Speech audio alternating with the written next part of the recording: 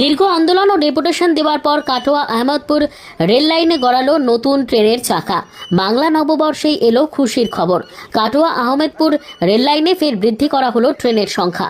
এখন সারা দিনে এই লাইনে সবে মাত্র 2টি ট্রেন চলাচল করে। এই লাইনে ট্রেন বৃদ্ধির দাবিতে লাগাতার আন্দোলন ও ডেপুটেশন দেওয়ার পর অবশেষে ফের বৃদ্ধি হলো আরও একটি নতুন ট্রেনের। রেলের তরফে দেওয়া নোটিফিকেশন দিয়ে জানানো হয় 18 তারিখ থেকে চলবে নতুন ট্রেন বলে জানিয়েছিল রেল কর্তৃপক্ষ। এই রুটে নতুন ট্রেনটি সকাল 6:35 কাটোয়া থেকে ছেড়ে আহমদপুর উদ্দেশ্যে রওনা দেয় ট্রেনটি। আহমদপুর কাটোয়ার রুটে অতিরিক্ত একটি নতুন ট্রেন চলায় খুশি সাধারণ মানুষ থেকে ট্রেনের যাত্রীরা।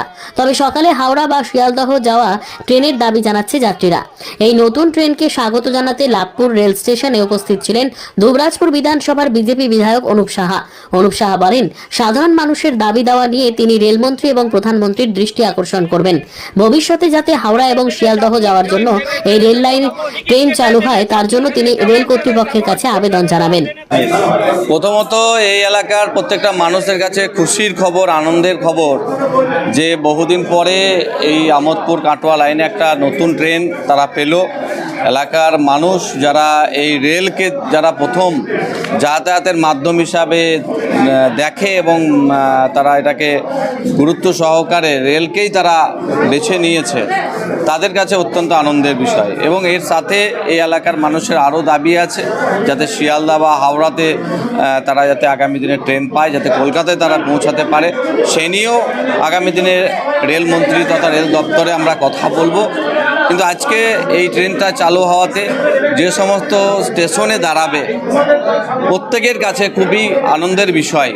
কারণ নতুন একটা ট্রেন পাওয়া মানে প্যাসেঞ্জার যারা যাতায়াত করে যে ট্রেনে ভিড় হয় সেই ট্রেনের ভিড় অনেকটা হালকা হবে। কারণ কি আছে, যদি টাইমে ট্রেন চলে, ট্রেনের সংখ্যা বাড়ে, অটোমেটিক্যালি প্যাসেঞ্জারদের কমফোর্টেবলি তারা কিন্তু যাতায়াত করতে পারবে।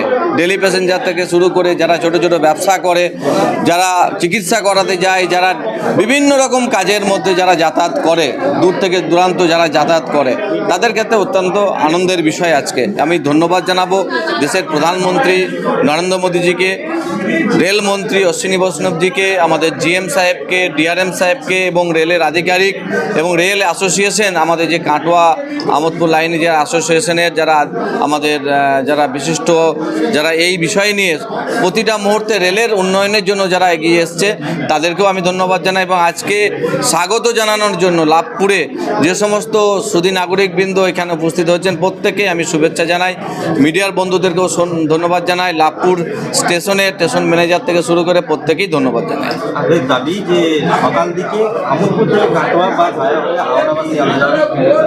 এই বিষয় নিয়েও আমরা কথা বলবো, যাতে আগামী দিনে এই যে দাবি তারা করছে সেটা যাতে তাদের সমাধান হয়, সেই বিষয়ে যথাশীঘ্র আমরা ডিআরএম থেকে জিএম থেকে রেলমন্ত্রী যেখানেই কথা বলা হোক না কেন আমরা এই নিয়ে কথা বলব। বিভিন্ন রেল স্টেশনে এখনো পর্যন্ত পর্যাপ্ত কোনো স্টাফ নেই, যে কারণে প্রায় টিকিট কাউন্টার অনেক প্রায় বন্ধ, টিকিট কাটতেও পারে না। সেই জন্য রেল বিভিন্ন ধরনের বিজ্ঞপ্তি দিচ্ছে। আপনারা জানেন যে হাওড়া ডিভিশনেও এখন বিজ্ঞপ্তি দিয়েছে, যেখানে এখন যে টিকিট কাউন্টার, সেই টিকিট কাউন্টারের জন্য বিভিন্ন রকম বিজ্ঞপ্তি, সেখানে সাধারণ মানুষরাও তারা অ্যাপ্লিকেশন করতে পারে অনলাইনের মাধ্যমে।